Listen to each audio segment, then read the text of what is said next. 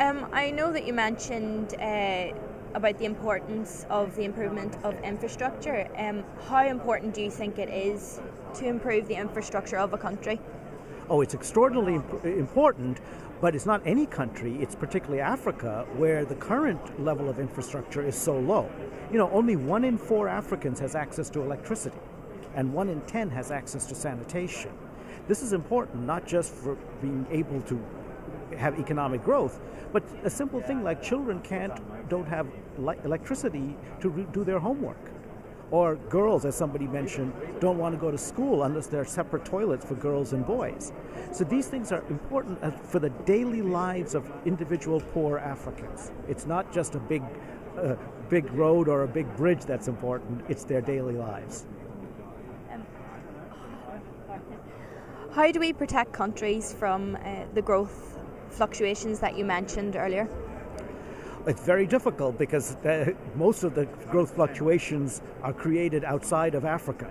So it's very difficult for Africans to completely protect them. I think we can protect them by building in mechanisms in the countries themselves that will then kick in when there's a recession in the world. For instance, we have cash transfer programs, or we have a public works program in Ethiopia that gives money to poor people to build roads and little infrastructure projects.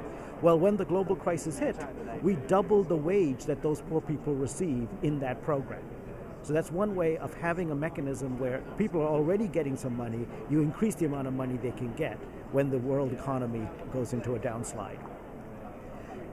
Dr. Ashraf Ghani talked about governments applying the same policies to every country.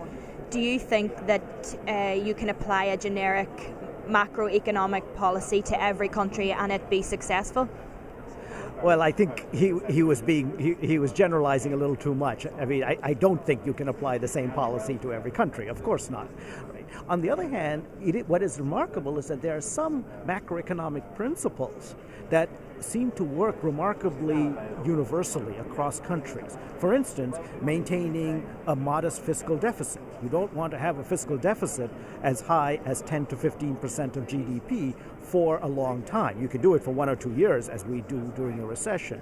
So fiscal prudence and then monetary prudence, so you don't want inflation to get above 20%. I think those principles tend to apply across the board. But you can't apply them too stringently. In other words, you can't say never should a country have a fiscal deficit of bigger than 10%. Never should they have inflation over 20%. But keep those as principles for all countries. Thank you very much.